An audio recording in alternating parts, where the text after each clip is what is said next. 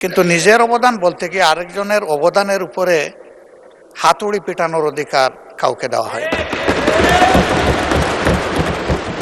তিনি পার্সোনালি আমাকে হার্ট করেছেন। মাননীয় সংসদ সদস্য, বয়সে আমার বড়, তিনি মুক্তিযুদ্ধে তার অবদান সবকিছুই বলেছেন, কিন্তু নিজের অবদান বলতে কি আরেকজনের অবদানের উপরে হাতুড়ি পিটানোর অধিকার কাউকে দেওয়া হয় না। তিনি পার্সোনালি আমাকে হার্ট করেছেন। তিনি বলেছেন যে আমি বলে থাকি আমি শহীদ মুক্তিযোদ্ধা পরিবারের সদস্য, তাহলে ইনি এটাকে চ্যালেঞ্জ করছেন।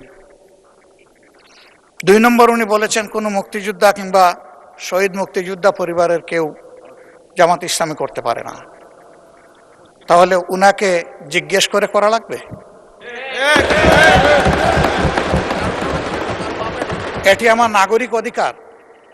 আমি কোন দল করব, কোন আদর্শ আমি অনুসরণ করব, এর উপর হস্তক্ষেপ করার ন্যূনতম কোনো অধিকার রাষ্ট্র কিংবা সংবিধান কাউকে দেয়নি। আমি এটার তীব্র নিন্দা জানাই। আমার আইডেন্টিটি নিয়ে প্রশ্ন করা হয়েছে, এটা গুরুতর অপরাধ করেছেন উনি।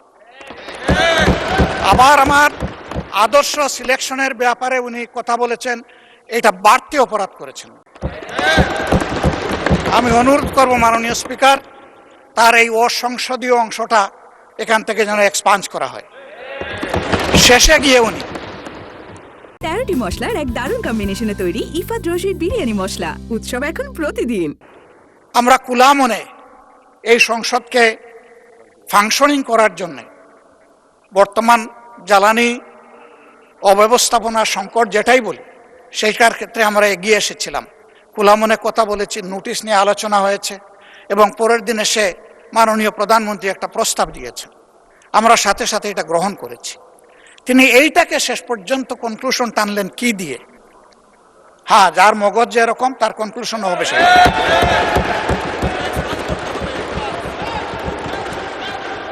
তার মতো একজন প্রবীণ ব্যক্তির কাছ থেকে, রাজনীতিবিদদের কাছ থেকে আমি এই ধরনের আচরণ আশা করিনি। আমরা এখানে প্রথম দিনই বলেছি ভালো কিছু শিখতে এসেছি। কাউকে হিট করা, গালি দেওয়া, এর মাধ্যমে বড় কিছু অর্জন করা যাবে না। কিছু গোলাবাজি হতে পারে বড় জোর, কিন্তু তার চাইতে বেশি কিছু হবে না। আর সাধারণত যুক্তি যখন ফুরিয়ে যায়, মাথা তখন গরম হয়ে যায়। একটা প্রবাদ আছে, রেগে গেলেন তো হেরেই গেলেন। আমরা সবাই মিলে হারতে চাই না, আমরা সবাই মিলে জিততে চাই।